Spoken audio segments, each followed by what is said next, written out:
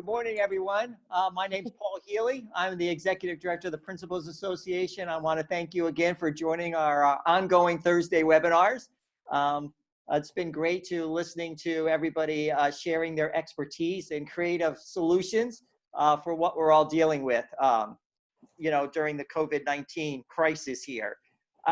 Today's topic is really to deal a little bit with thinking about how do we get the kids to get their personal belongings? What about the teachers coming in and closing down the rooms for summer cleaning or whatever we have to do?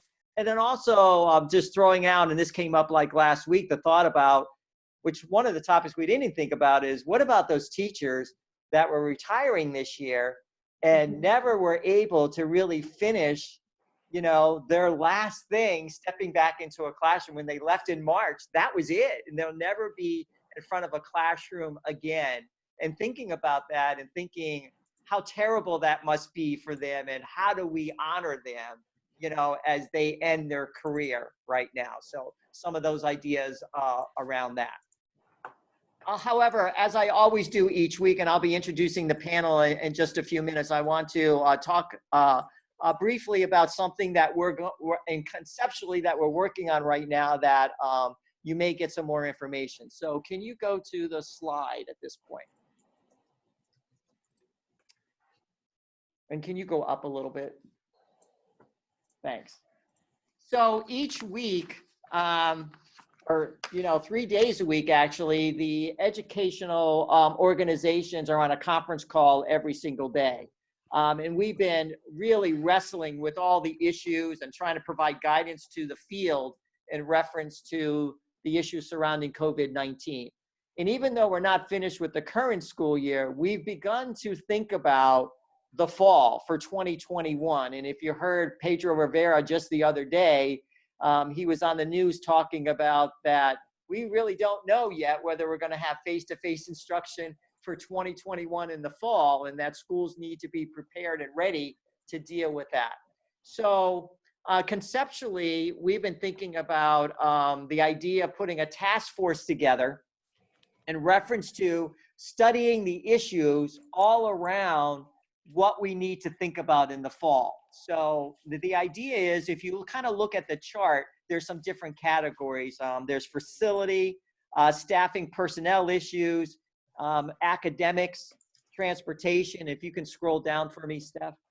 After transportation, we have special education, we have extracurriculars, we have scheduling, health and safety, and communications and outreach, resources, and community. So the idea is for this task force is we would have representatives from all the major educational organizations. And why I'm talking to you is that the principal's voice will be very important in all these discussion groups.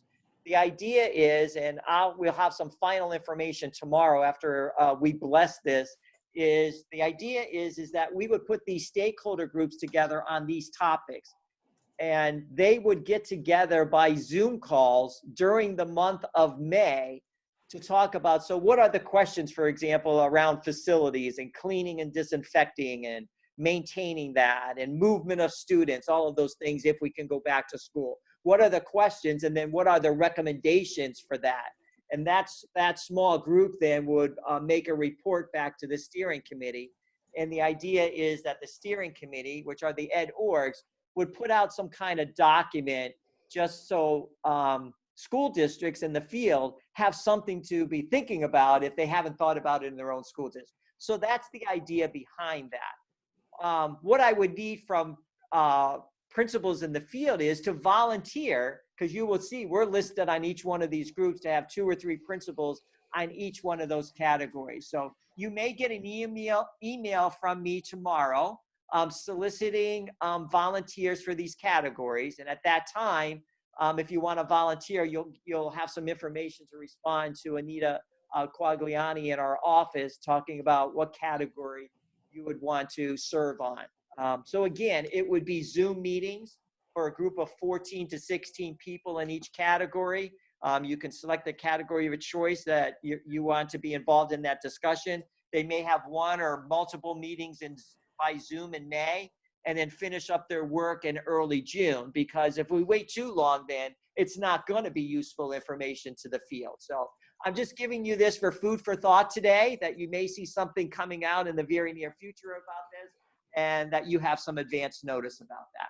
So I want to thank you in advance if you think about volunteering for that. And again, I really think it's really critical that the principal's voice is in all of these different topics and discussions going forward. So thank you for that, and look for my email either tomorrow or by Monday at the latest about this. So again, today's discussion, I'd like to introduce our panelists today. So if you could go to that slide. So our panelist today from Oswego Valley School District is Doug Dickerson. He's an elementary principal there. Jessica McGonnell, an elementary principal for Upper Dauphin School District, close to where our office is. Diane McCallum, elementary principal from Waynesboro School District.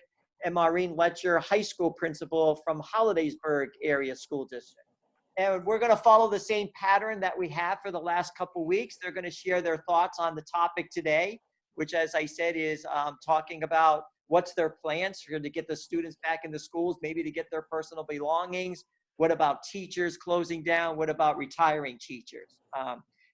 If you have any questions on any topic whatsoever, again, we encourage you to use the chat room. If you would like to offer something to the discussion, just put your name in the chat room and let Stephanie know you want to speak. And then after our presenters on the panel talk, we'll give you an opportunity to speak as well. Okay, so that's the format again. I will remind everyone that we are recording the webinar so that we could post the webinar on our website for people to view that could not be a part of the webinar today. I think we have over 100 people on our webinar, so that's a great turnout. So thanks again so much. And we're going to turn it over to Doug to get us started. Okay, we have to unmute you first, Doug. Okay, thank you so much, Dr. Healey. I appreciate this opportunity to do this. I kind of have an overview of what we've done to get the materials out and the buildings cleaned out and the teachers in. Still looking for suggestions. We do have one retiree, and that's kind of, there's a lot of other precedented issues that, we had to address, and the retirees kind of been not really thought about, and I hate to admit that, but there's been a lot of other things and discussions that had to have happened. So kind of on here today, also looking for that guidance as well. But Oswego Valley District have about 420, 430 students pre-K to 12. So we're kind of very small, one of the smallest in the district, or excuse me, in the state. But I think that we've done a pretty good job totaling pre-K to 12. On the day that we distributed materials, I think we only had about 13 students not pick up stuff. So that's pretty good percentage. So I'm going to share my screen and kind of give you what we've done here.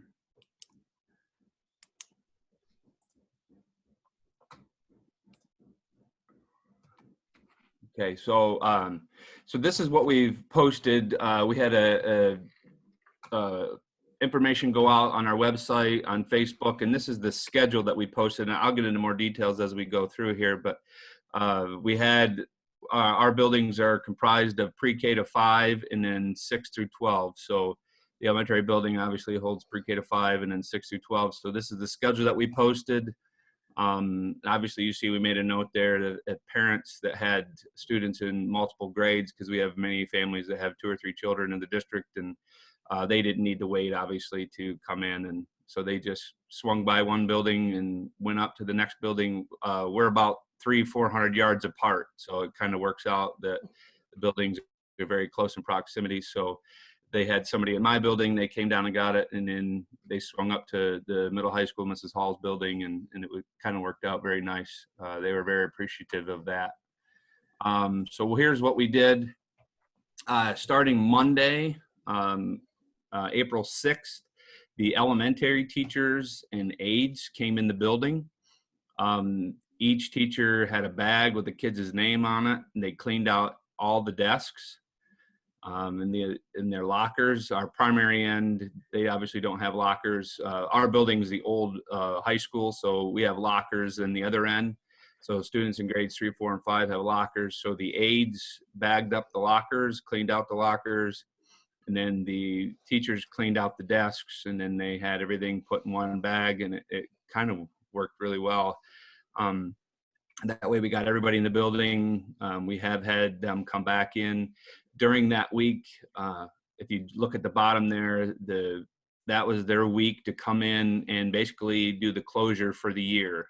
We have a checkout list, like as many of you do, I'm sure, especially if any of your secretaries are like my secretary. It's a very regimented list, and dotting I's and crossing T's and handing in keys, fobs, and so basically we used that week. We offered that whole week to have teachers come in and basically close down their classrooms and anything they needed. We at that time also projected that this may go into the fall. So we told them that any materials they may need to, extend the online piece to grab. So at this point, our buildings are empty. And the custodians and maintenance staff have actually started doing summer cleaning. So they had that week. So then the Tuesday was the middle high school day that the teachers came in and did the same thing in their buildings. And then Wednesday on the 8th, that schedule that I had posted, that was it. What we did is had the teachers and aides come in during their time slots, because we thought that the students and families would want to see that their teachers and say hello and wave, and because just like everybody else, everybody's missing everybody during this time, and the teachers are obviously missing the kids, and the kids are missing the teachers, and so we had them come during their distribution time. And I have a neat little map I'll show you here in a second, but they swung around. We loaded up our gymnasium by areas and grade levels. So it was very easy. The teachers just saw the families come up, they grabbed their bags, took them out there. Obviously we had our masks and gloves on, and it was very well received. The families really appreciated the teachers and aides being there, having the kids be able to see them. We actually had some gifts. The students brought some teachers some gifts, and it was a very nice process, and it was good for the teachers. It was a sad time, but it was very good. So then, like I said, that week they had to come in and clean out and check out, and they had until that Friday. So here's our building. So they entered this is a one-way anyway, so it was very convenient. And we opened our gym doors here, and it was a beautiful day. Like, we couldn't have asked for a better day. I think it was almost 60 degrees that day and sunny, and we were very lucky to avoid the rain that we've been having. But so they just came in here and picked up their belongings, and out the way that they went, and then they either went up to the high school or went home. It was nice. The day was very relaxed. Like I said, it was very well received. The families really enjoyed seeing the teachers, having them distribute the materials. The one thing that's helped us with that distribution, and now moving to this plan instruction at the elementary level, we use Wonders and Go Math. So we have workbooks. So we are easily able to give the students all of their workbooks, their spelling books, grammar books. And that made it easy for us at the elementary level. Now, the middle and high school are struggling, as many of you probably are, but in our area, we can't even hand out the Wi-Fi hotspots because we don't have cell phone service in many of our areas in our district. So those workbooks has been very instrumental in giving us opportunity for plan instruction at the elementary level. We just print off whatever the teachers have in their Google Classrooms. And then we, here's what they're working on this week. Here's the workbook pages that coincide, and that's what you need to turn in. So it's been very great. Like I said, at the elementary building, I think I had 6 or 7 students pre-K to 5 not get materials. So the next day, the maintenance supervisor and myself loaded up, and we just went to the 6 or 7 houses and dropped them off, and that was it. So we literally, our building is empty. Hasn't been anybody in it for quite a while now, a couple of weeks, as you can see, the 10th. So it was a great process. The communication has been great. Like I said, we posted it on the website, we posted on our Facebook page. And that the transparency that we've been having has also helped this process. Like I said, we're all kind of in this together. What's really awesome, and it's a horrible, position that we're in, but at this point, there's really no wrong answers. Like the only thing that you can do wrong is nothing at this point. And that's kind of where we're all in the same boat. And it's very, I think this whole time period will help a lot of communities, become stronger with the districts again and have a lot more parental backing. I had a couple parents the other day while they were picking this stuff up, thanking us for everything that we've ever done. And, they can't wait for the kids to come back like many of you. And so I think that this will help the districts get a lot of support, just the things that they do and being able to offer. And but that's what we did for pickup in both buildings.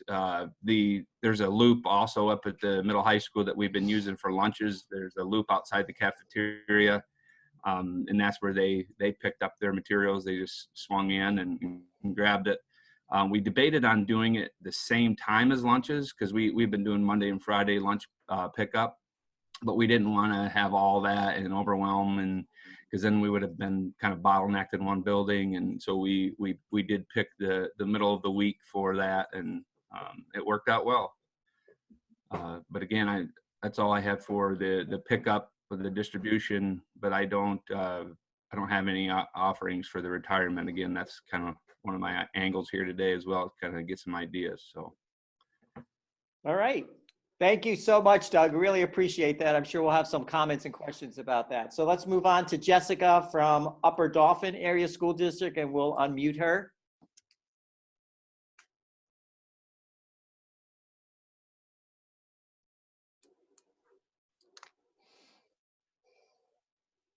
Hello, everyone. So mine was similar, so I will try to go through this. And if there's any of these documents that anyone would like, so you're not recreating the wheel, I can give my email address. I'll type it in the chat then, that you can just email me and I'll send you any of these that you're interested in. It's silly for us to recreate things that someone already has made. So we did a materials pickup on April 3rd that was predominantly packets and workbooks for the kids and iPads for those that needed them. So, and this was just at the elementary school. Here is the schedule. We went by last name. And then we had this section in here that was during lunch pickup, that if they were coming for lunches anyhow, they could just come over. We expected to be slammed during that hour or 2 hours. We weren't, which I was kind of surprised, but it was pretty steady stream of people. And then down below, we just said if you have children with more than one last name, that they could come just like Doug had said with the grade levels. And then this is, I put these all in one document. They weren't one document, so don't think I sent this massive thing out to my teachers and overwhelmed them. This was the plan for distribution. So the way we did it was very similar. We had in our lobby, separated by grade level, we're pre-K to 4. We have about 400 kids in the pre-K to 4 building. And we had teams, one outside, one inside, so that we were social distancing. This was all by volunteer basis. And I will say this volunteer, it filled quickly. I was so proud of my staff for that. And on April 2nd, on April 2nd, we had teachers come in and go into each classroom and put the bags on flatbeds to take to the lobby and put in. So never did we have all of our teachers in the building at once. We always had small groups that were separated throughout the building so that for social distancing purposes. So, and it's been all volunteer. And then we have walkie-talkies for communication during emergencies. And so each person had a walkie, and then they would call in, the Smith family's here, these are the kids' names, these are the grade levels. The inside person would then hand off the bags to the outside person, and then they would go to the car. So that's how we did it. It worked very well. You can see one person, I was in charge of our iPad distribution, and then we also had our PTO bought every child an art kit so that they could do their art projects. So nice. That was very nice. So each kid got an art kit also. So we had one person in charge of the art kits. So that's how we did that. It went very smoothly. We are going to do the exact same process around June 2nd for student belongings that are left in the classrooms. So because it worked so well. This was a Q&A. My teachers, I know elementary people, we love to ask questions and we want to make sure we're doing everything exactly like we should be. So after I sent out that schedule, I had a lot of questions from my staff, which I appreciate their questions and they're always very good questions. So I'm not going to go through this whole Q&A, but this was pretty much as they would email me, I'd add them to this document because I figured if they had a question, so would other people have the same question. So this was just a question and answer about it. And some of the things, we did bags also, and then I had labels. So I had bags and labels, and the teachers put a label with the kid's name on the bag, and then we put them in alphabetical order in the hallway. We had flatbed carts, like I said, and we did send home like scissors, paper, pencils, and we also bought a pencil sharpener for each child because we were trying to think of everything that possibly they wouldn't have in their homes. So then this was all their questions. Like I said, lots of questions. I'm thankful they're thorough. So I'm not going to go through all of that, but I did want to share it because some of you your staff may have the same questions. Now we just finished teacher classroom cleanup. As you guys know, you have to put everything away and put everything off the floors. So they came in on this schedule. I did it by grade level. Nobody from the same grade level could be in on the same day, just for social distancing purposes. I just put this out as a blank Google Doc and then they filled it in. You can see I did have a couple, like this one here, doubled up because she's pregnant and has a little one at home and couldn't get a babysitter. That was the only day left. So I let them come in and they're at opposite sides of the hallway. And they all had strict instructions. Do not socialize. You're there to clean out your room. They had one day, they got in, they cleaned out their rooms. This is a chart that I collect because when they were in their classrooms, they bagged up everything from the kids' desks and cubbies. So I needed to know where in the classroom they were located so that we can do, just like we did before, have a team of people come in and grab their things and take them to the lobby. So this is just a document. We use Google a lot because people can share the document and complete it. So they filled in where all of their boxes are so that I can quickly go in, or the team can quickly go in, grab what they need and put them in the lobby. Sorry, I'm kind of zooming through this. And so that was material pickup and student, what was I going to say? And teacher cleanup of their classrooms. I see there's questions. Were any of them regarding anything I already said, or am I okay to move on? I think you're okay. Okay. So the only other thing I have is we do a staff shout out every year. It's like a PowerPoint presentation, Google Slides. We put music to it and it allows teachers to give shout outs to their colleagues. So for example, thank you to Mrs. Buffington for always being there to help me when I didn't know what I was doing, or, different things like that. The staff love it. I think it would be a great way for retirees. I'm sure people have worked with them throughout their careers. And then you can also, I don't know how, but you can, and I have people, the teachers know way more about some of these technology stuff than I do. There are ways to embed pictures into the Google form so that then you could what I plan to do then is I'm going to pull everything they submit into a Google slideshow, put it to music, and then share it out with my staff. So I thought this could be something that you could do with your retirees, that people could share, those great class pictures from the 80s when they're standing there with their class, with their 80s hairdo, and then they could put it in this and then they could celebrate them that way. So that was just the idea I had for that.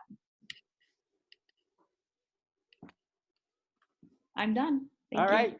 Thank you, Jessica. Some good stuff. And now we'll move to Waynesboro to Diane.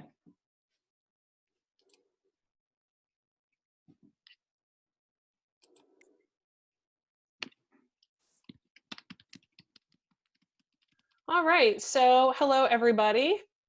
One of the things I wanted to share at the beginning, our superintendent inadvertently signed off one of his initial communications through phone call, with stay healthy and stay borough strong. And we've really latched on to that as a district. And we do a lot with social media. So we've been incorporating that a lot. We have a plan to make some t-shirts that we're going to sell to try to, benefit some organizations within the community as well. So just wanted to give a little bit of demographic information. We're located right on the Maryland border in Franklin County. We're about 30 minutes south of Gettysburg. We have about 4,000 students in our district with a 9 to 12 high school, a 6 to 8 middle school, and then we have 4 elementary schools. All of them are Title I, servicing K to 5. We have a pre-K program as well that we run in collaboration with First Start Partnership. Our elementary schools are all slightly different in size. My building, Summit View Elementary, and we're the second largest district. The fun thing for elementary is that in January, our school board approved a redistricting plan for our elementary schools because my school was packed to the gills.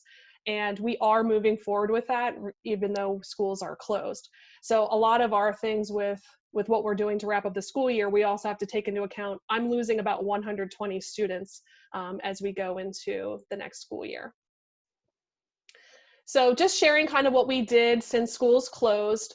We all get those kind of random emails of resources. And so I'm not sure how I came across getting information from a webinar from Aperture Education, but I did participate in a webinar from them. It was about promoting teacher resilience in the time since schools closed. And one of the things that was really powerful to me that came from that was in times where people feel out of control, they will try to control what they can.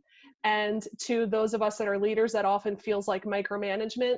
And my big aha from that was, this is why my most common question from families is, how can I get my child's yearbook? And what am I supposed to do with their library books? Like I hear that all the time. It's posted on our social media all the time.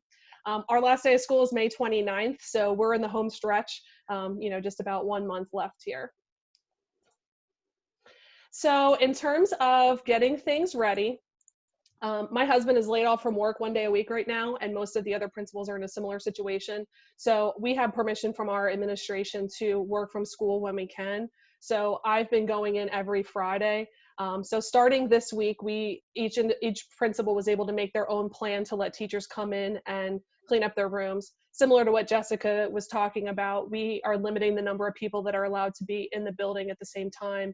And we made a Google Sheet for that. We provided masks, we provided gloves, and we were kind of going on the honor system that people had checked their temperature before they came in. We were not asking our nurses to come in and do anything like that. So for packing up student items, I had some teachers that felt very passionately about doing that themselves. Some teachers didn't really care. So I had some paraeducators that were willing to help with that. And we just put all the kids' stuff into Walmart bags. And my secretary made a label that had the child's name, their teacher's name, and then also their school assignment for next year. I'm envisioning that I'm going to have a group of kids that nobody comes and gets their stuff. So at least that way, if they don't come back to Summit View, we can make sure that their items get to the next school. We missed our big academic night the week that schools closed. So we have an awful lot of artwork that the art teacher had been saving to display around the room. So there's a lot of stuff that needs to go home with our students. Since we haven't been in school, we don't have the volume of boxes that we normally have from the cafeteria. So we were kind of struggling with how are we going to store all this stuff for 560 kids? So we have these large green recycling bins. So one teacher suggested, well, let's just put their stuff in the recycling bin. So we did that. I made color-coded like 8x11 labels with the teachers' names, and then we just have them organized by grade level in the gym. And then the other thing in terms of, when the teachers came in to take care of their stuff, it's their normal thing. So our teachers have walkie-talkies, turning them in for the tech department, getting all the devices back to the appropriate carts, binders, stuff like that. We have not yet decided when we are going to let people pick things up. Their direction from our superintendent is that we are going to wait until the stay-at-home order is lifted in Pennsylvania. But we will probably do something similar to what Doug did with, a map and a plan for each building of how people are going to come through. And Jessica, I love your idea with the two-way radio, totally stealing that idea. My librarian is really nervous. She has about 800 library books checked out right now. So I suggested to her that she print a list of what books are out by each child. That way, when the kids are coming in to pick things up, if they don't bring their library book, I can at least hand that to the family and say, these are the library books that you need to turn into us. Our district has a one-to-one initiative that starts in middle school, and as the grades have trickled up to the high school, the students have taken their devices with them. So we currently are one-to-one with Chromebooks, grades 6 through 10. We have the kids pick those up over the summer, and we use Sign Up Genius for that. So our district already has an account for Sign Up Genius. I believe you have to pay for that. So we've toyed around with the idea of people using Sign Up Genius to pick a time to pick up their students' items. And then in terms of honoring retirees, our teaching association typically does a dinner at a nicer restaurant in a local town in the springtime. I have not heard any plans about what they're going to do with that. We have a past practice in our district where during new teacher induction, we have a fairly nice luncheon for the new teachers, their mentors, the administrators, and then school board members. And we set that up in the cafeteria. We have, cafeteria tables, but we put nice tablecloths. We have nicer centerpieces. The luncheon is served by our cafeteria. But then what we've done in the past is in the evening, we have a retirement dinner for our retirees from the prior school year. So they're allowed to bring their spouse, administrators are allowed to bring their spouse, and everything's already set up from the luncheon. So we haven't officially talked about it yet, but I'm thinking that that's what we're going to end up doing this year, that we'll be able to honor the retirees in the fall when we come back to school. Hopefully, we've got to get back. And then our high school had 3 retirees, and I just recently saw on their social media page, when those teachers came in, they did like a little video and they posted a tribute on their Facebook page. And there's an awful lot of really nice comments from, current students, previous students. The nature of our community is a lot of families stay here. So, current students who their parents went to the district, sharing some memories. So if you use social media, I would encourage doing that. So my last comment is just, thanking everybody, and stay Borough strong. Thank you, Diane. That's great stuff. And our final panelist this morning is Maureen, and she's from Hollidaysburg. Hi, everybody. I'm the high school principal at Hollidaysburg. I'm going to share a document with you.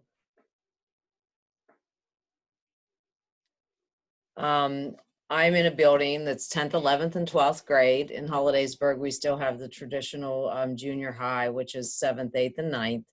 But in my building, I have about 880 students. So how we're doing this, and I just typed out some different things for you to see. Can everybody see this, I assume? Yeah. The students will be coming in during the 2nd, 3rd, and possibly the 4th week of June. The reason why we're waiting until June is because the students have Chromebooks. We're one-to-one. The high school students need their textbooks. So that's something that they'll be in a staggered schedule. They're going to hand in their Chromebooks, their textbooks, their calculators, any supplies, and clean out their lockers. And the biggest thing is we want them to hand in their Chromebooks before they clean out their lockers, so we can ensure we get our Chromebooks back. There will be bins for each homeroom teacher, so when the students check in their Chromebooks, they're always receive their Chromebooks at Meet the Teacher Night in their homerooms.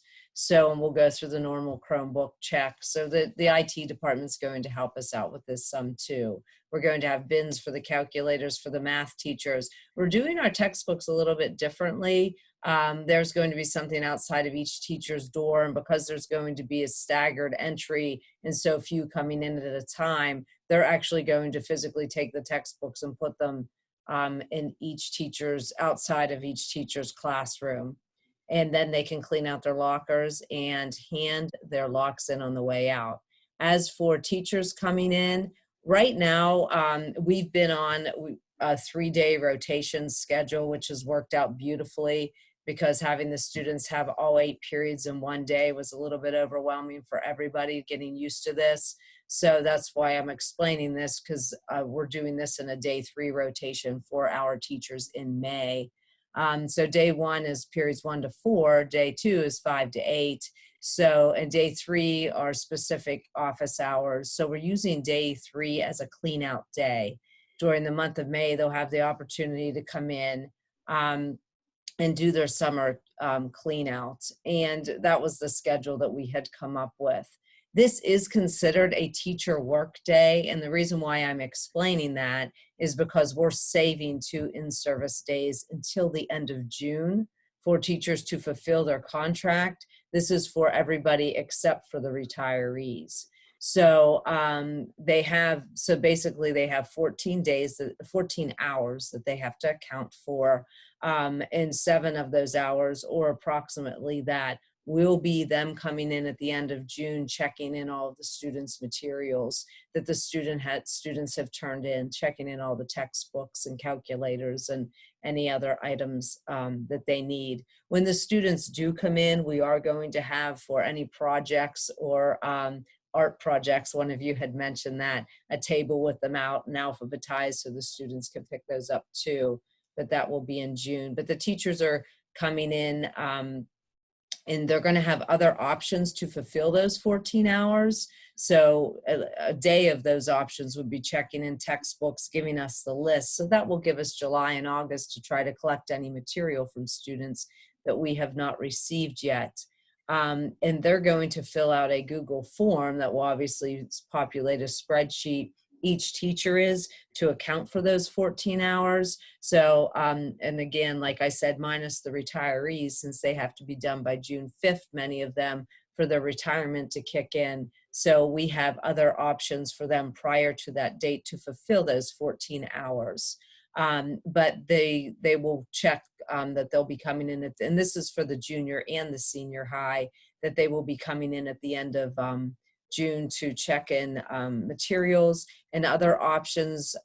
Teachers get a half-day credit in service if they work the prom each year, which most likely will be the senior party if we even have it.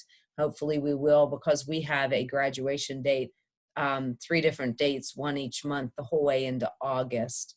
If we don't end up having any type of graduation, we will also have a learning pathway option for teachers.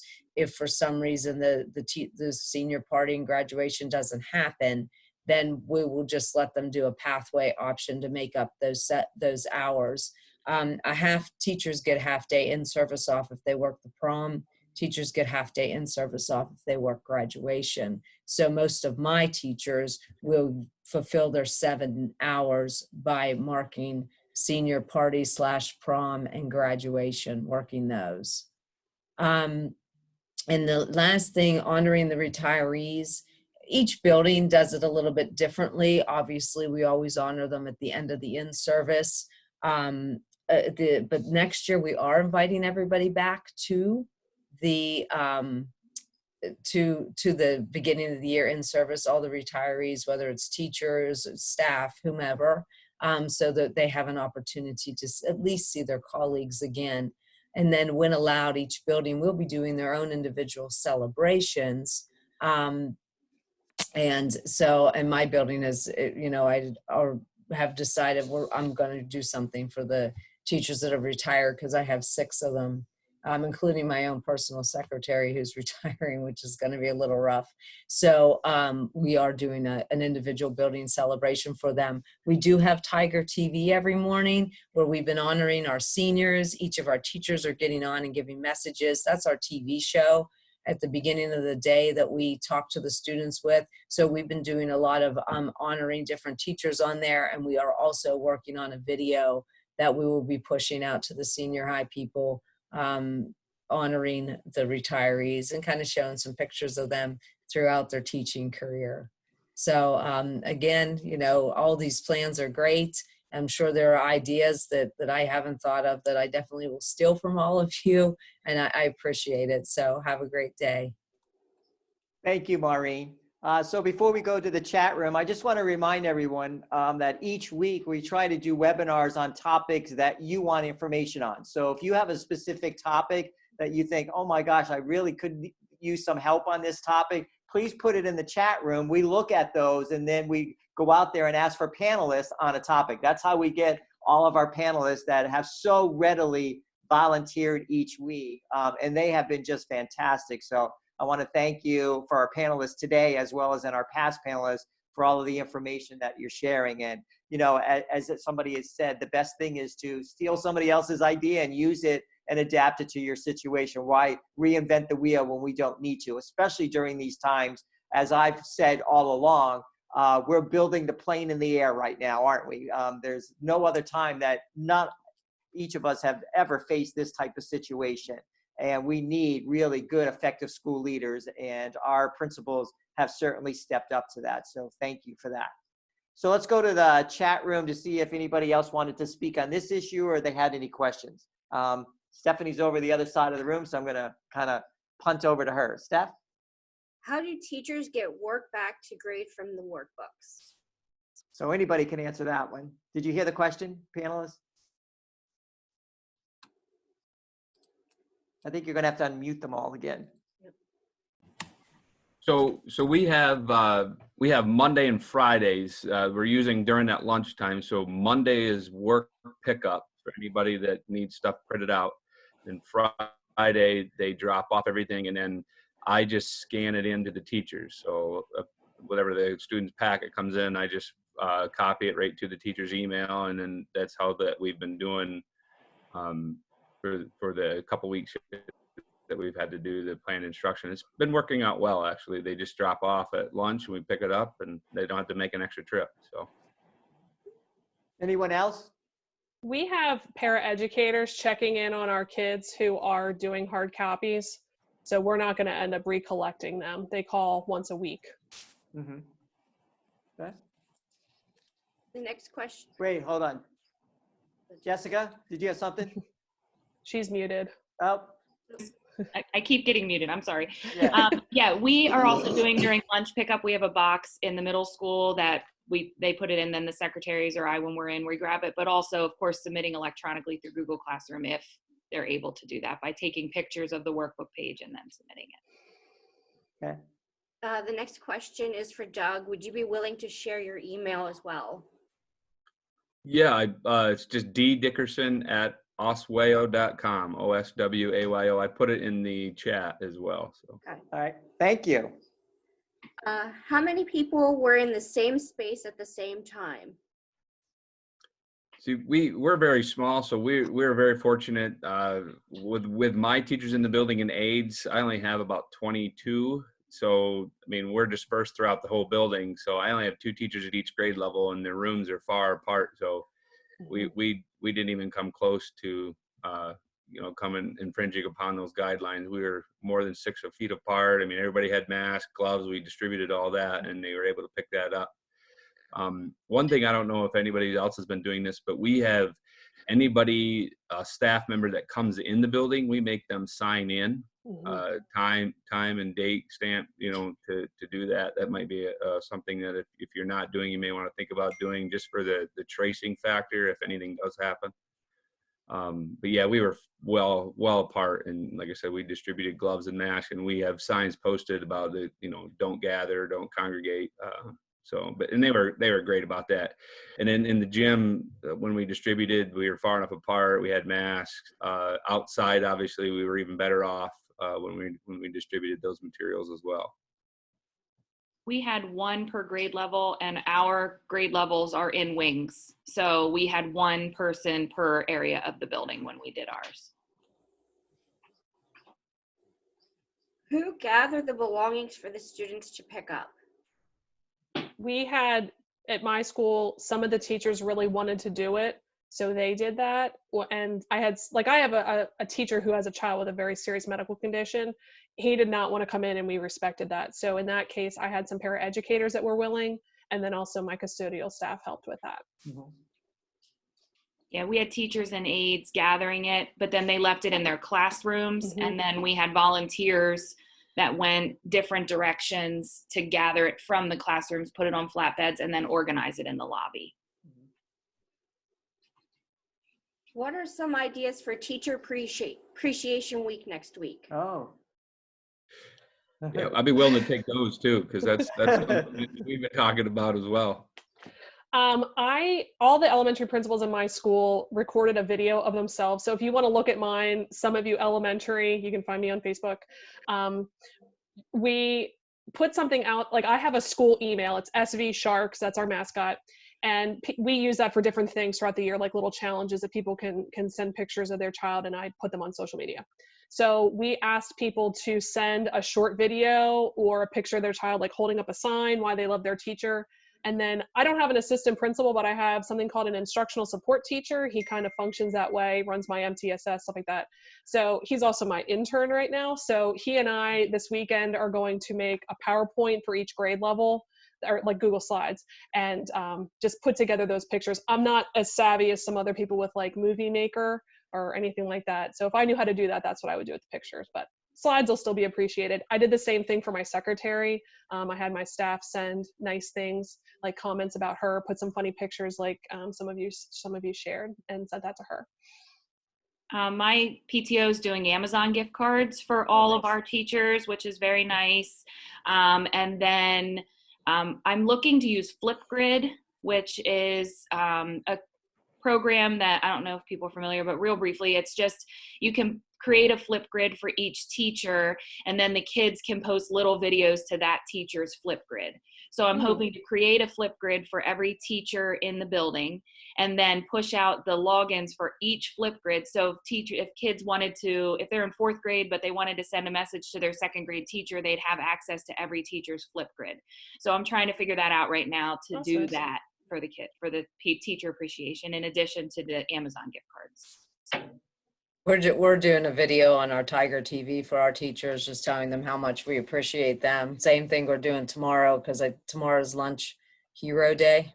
So we're doing the same for our the people who work in our cafeteria, because they've been really awesome. And actually we're serving the cafeteria workers today. We bought them lunch that have been coming in and have been helping pass out lunches. So I will add to tomorrow, according to one of my colleagues, is Principal Appreciation Day. So make sure you thank your colleagues, because nobody will probably thank us.